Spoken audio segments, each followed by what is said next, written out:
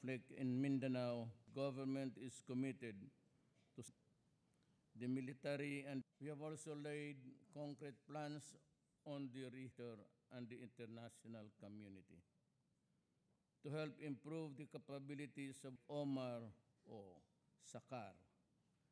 And my daughter-in-law sa Hulo that I want din na tayong mag-usap kaagad because I am a man in a hurry. We are all witnesses to the modern technology that can offer. CNN, BBC, the Arabs, most of them, well, Sunni and Shiite.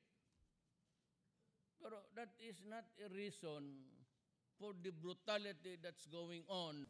I will see to it that Marawi will rise as a prosperous city again.